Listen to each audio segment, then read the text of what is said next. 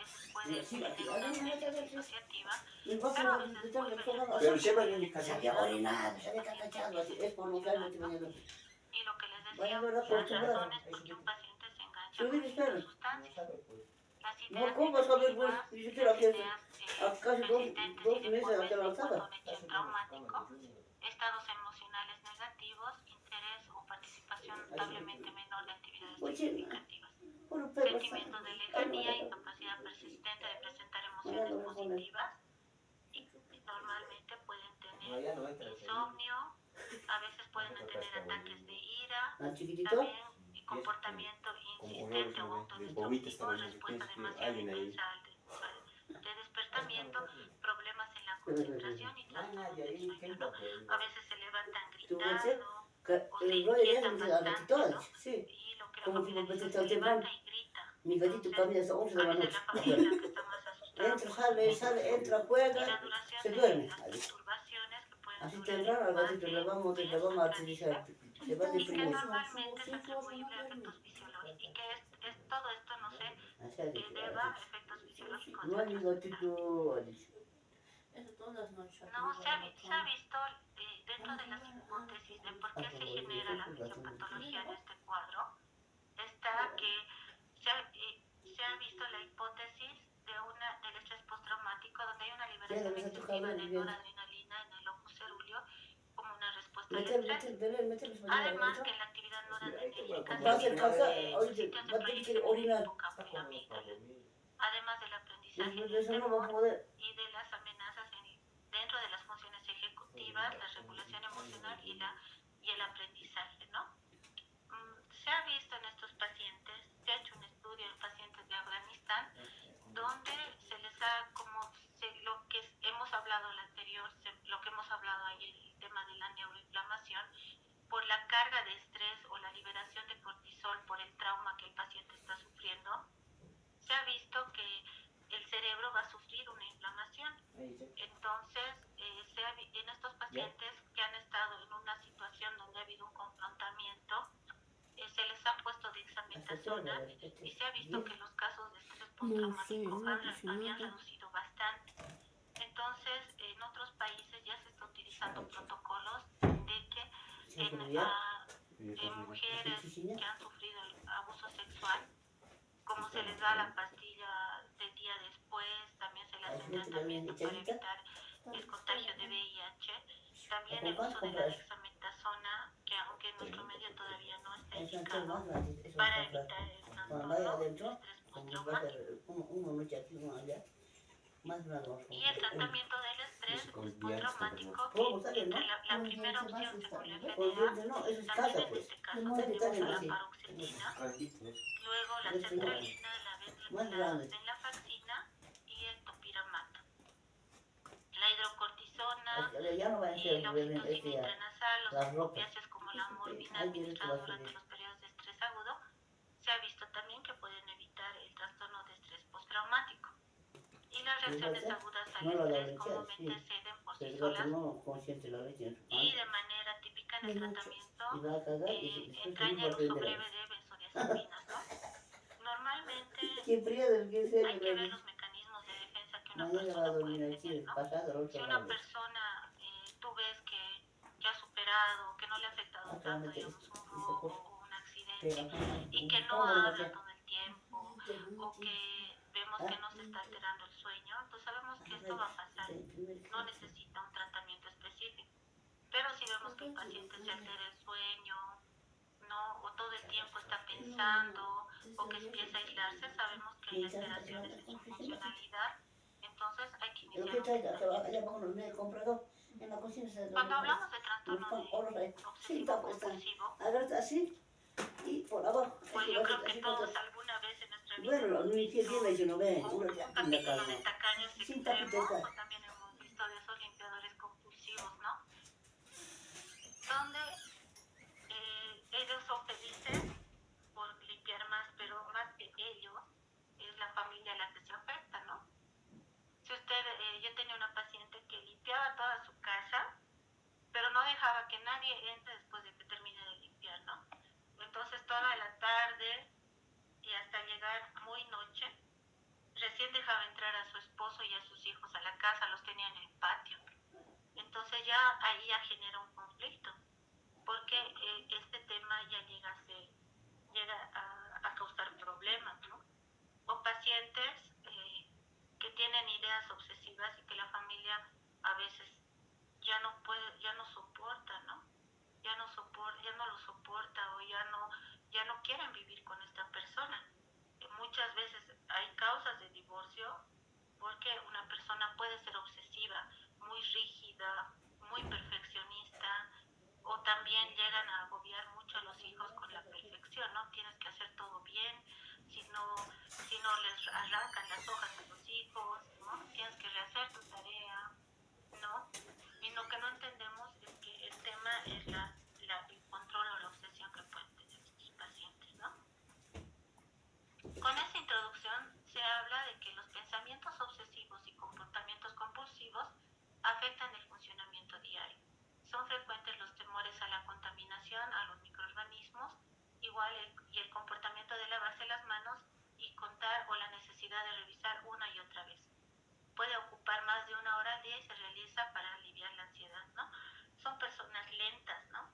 Yo, doctora, estoy lista para estar en mi trabajo, yo estoy ya 7:15 y entro a las 8 en punto a mi trabajo, ya listo para salir.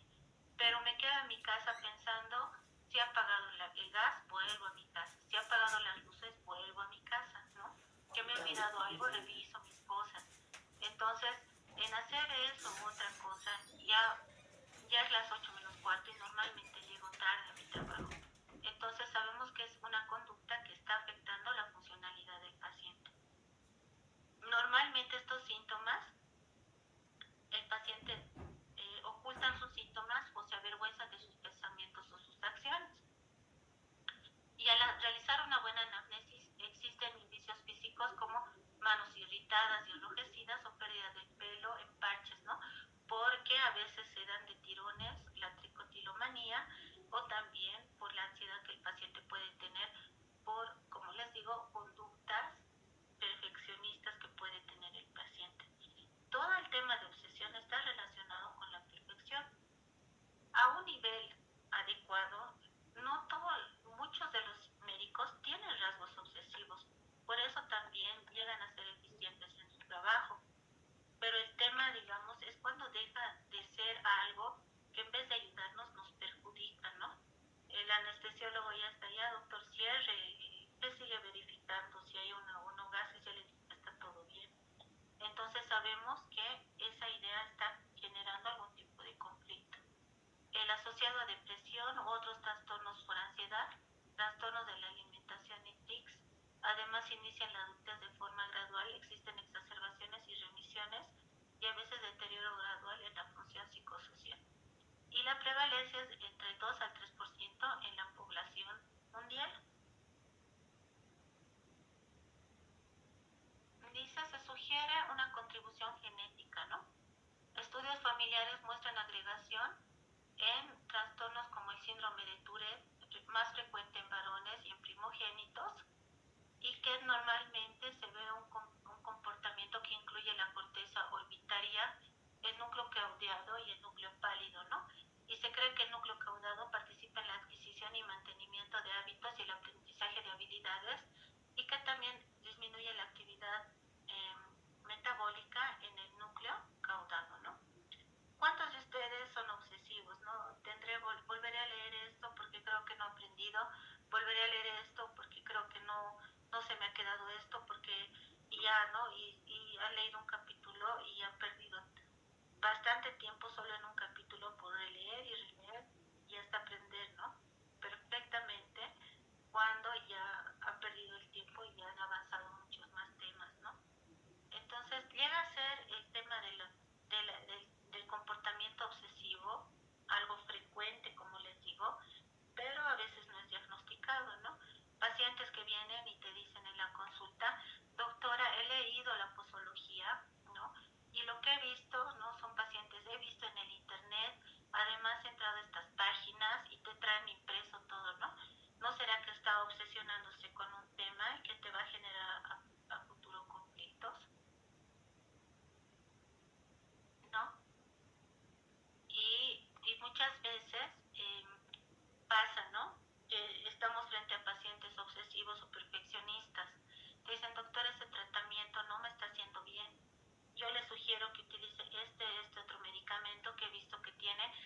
siquiera son médicos y a veces no, he visto que tiene evidencia, he visto que hay estudios de esto y esto, y tú eres, señor, ¿quién es el que está controlando aquí el tratamiento, usted o yo? ¿No? Entonces muchas veces pasa mucho con este tipo de comportamientos, ¿no? El primer medicamento, el primer antidepresivo indicado para el trastorno obsesivo compulsivo es la clomipramina. La clomipramina se ha visto que tiene un buen efecto no solo sobre los pensamientos, sino también para la conducta, para lo que nosotros llamamos compulsión. En segundo está la fluoxetina, pero a una dosis mucho más alta. En trastorno obsesivo se utiliza entre 40 a 60 miligramos por día y recién ahí podemos ver una respuesta, pero en pacientes donde hay muchos pensamientos, ¿no? También se puede utilizar otros antidepresivos, ¿no? La sertralina, que está indicada en niños, y normalmente, como les decía, se puede ver ya este comportamiento desde la niñez. Son niños que no tocan sus juguetes, todo está ordenado, ¿no? Usan un bolígrafo y lo tapan, ¿no? Usan otro bolígrafo, lo tapan, usan otro y tiene que estar por colores. Si viene alguien y se los toca, se irritan, se desesperan, empiezan a llorar, se frustran. Pero ya desde ahí nosotros podemos ver que ese niño tiene conductas obsesivas, ¿no? O personas que te dicen, yo he dejado mi engrapadora en este lugar y yo sé que habían entrado y ha hurgado porque mi engrapadora estaba inclinada un poco más, porque yo siempre lo dejo recto, pero estaba inclinado. Entonces ya sabes que esa persona es obsesiva, ¿no? Y son conductas que pueden llegar a tener conflictos, ¿no? A veces los hijos de personas obsesivas tienen miedo hasta a hacer algo en la casa porque saben que van a terminar gritados por los papás, ¿no? O son niños que desde pequeños, ¿no? Todo tiene que estar limpio, todo tiene que estar ordenado, y entonces estos niños tienden después a ser también obsesivos, ¿no? Las dosis que se utilizan en la clomipramina se utiliza, en nuestro medio llega de 75 miligramos, ¿no? Pero se puede utilizar de 25 a 250 miligramos. La fluoxetina, como les digo, se puede llegar hasta 60 miligramos. A dosis bajas de 5 miligramos no vamos a ver ningún efecto. La fluvoxamina entre 25 a 300 y la paroxetina, la dosis que se utiliza en depresión o en trastornos fóbicos es 20 miligramos, pero en TOC se eleva la dosis hasta 40, ¿no? La terapia conductual y la de exposición normalmente tiene buena respuesta.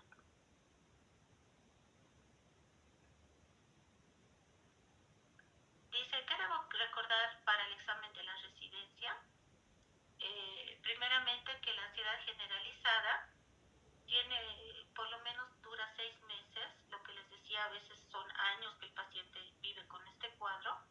Además que tiene más síntomas neurovegetativos, inquietud, fatiga, dificultad, irritabilidad, tensión muscular, pero como les decía, el paciente aprende a vivir con todos estos síntomas y que se puede utilizar la sertralina y la venlafaxina. Y en los trastornos de pánico, lo que ustedes deben recordar es que son inesperados y recurrentes, que son miedos persistentes y que tienen una duración de 10 minutos y que pasa todo el efecto a la hora, y que normalmente son todos los síntomas de la ansiedad generalizada, pero en una intensidad bastante alta. Además, que se puede utilizar la paroxetina, que es la primera indicación, también se puede utilizar la fluoxetina. Y en el trastorno de ansiedad social, que normalmente son pacientes que evitan cualquier situación donde puedan estar expuestos en público, en alguna situación social, por miedo a la humillación o miedo a sentir algún tipo de vergüenza, ¿no? Entonces, el medicamento utilizado es para la paroxetina. Y las fobias específicas, que ya sabemos que son miedos irracionales a un objeto o a una situación específica, ¿no? Y el tratamiento, pues, es la terapia de exposición y los antidepresivos. En el trastorno obsesivo-compulsivo, que hay una presencia de obsesiones y que por una idea obsesiva el paciente genera una compulsión para calmar la ansiedad que genera la idea obsesiva. En el trastorno de estrés postraumático, que normalmente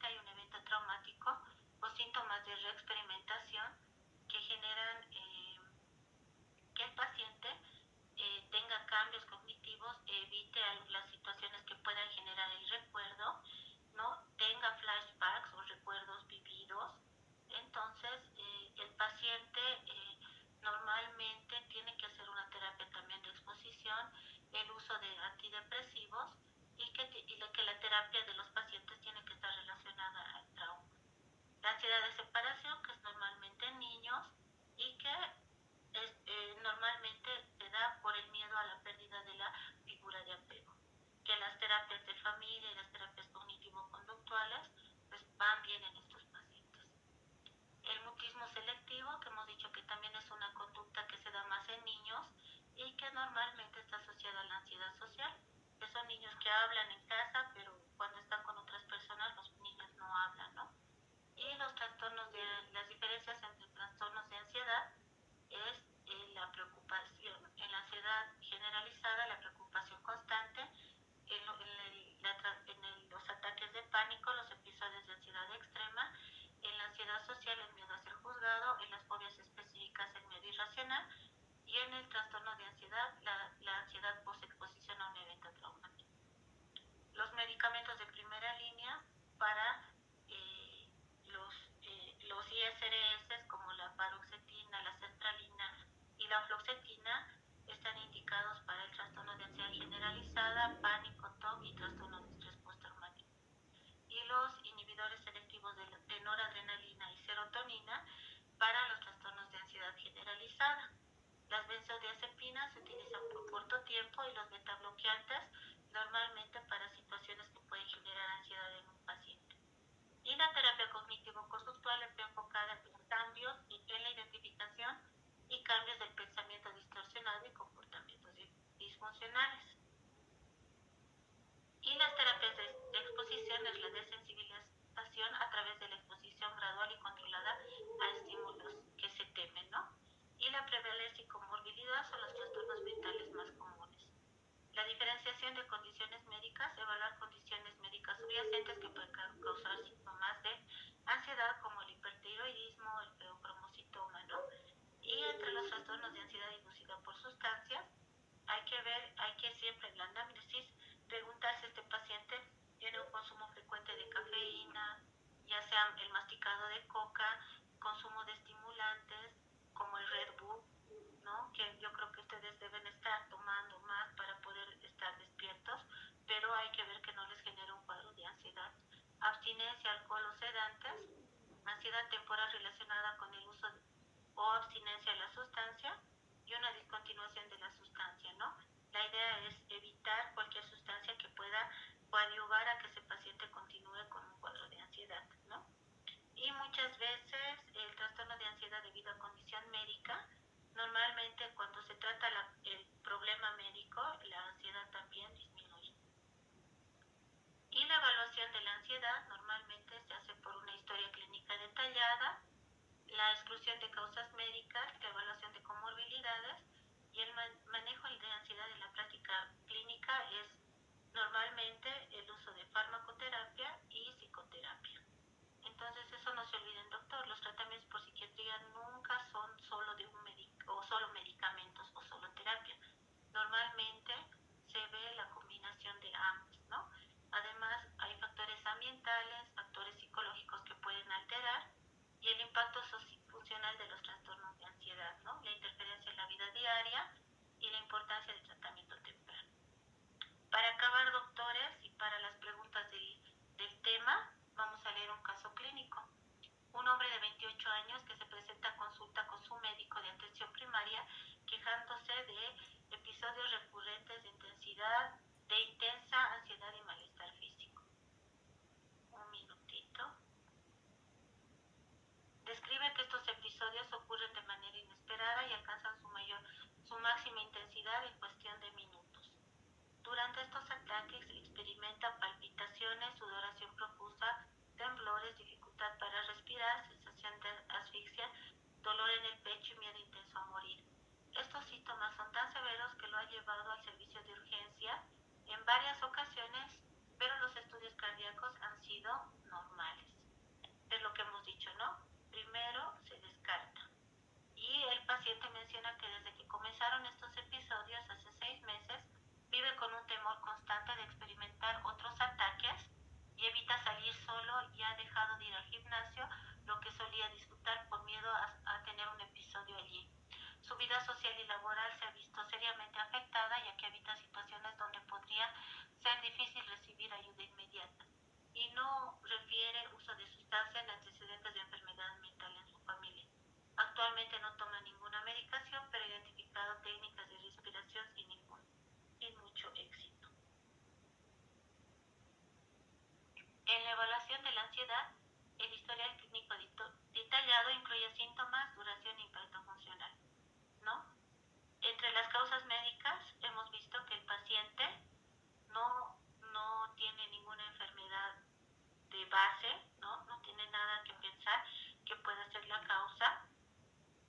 Y en la evaluación de comorbilidades, ¿no? El paciente puede tener cuadros de depresión por la sensación de displacer que ya siente, ¿no? Ya no hace actividades que antes le agradaban y ahora ya ha dejado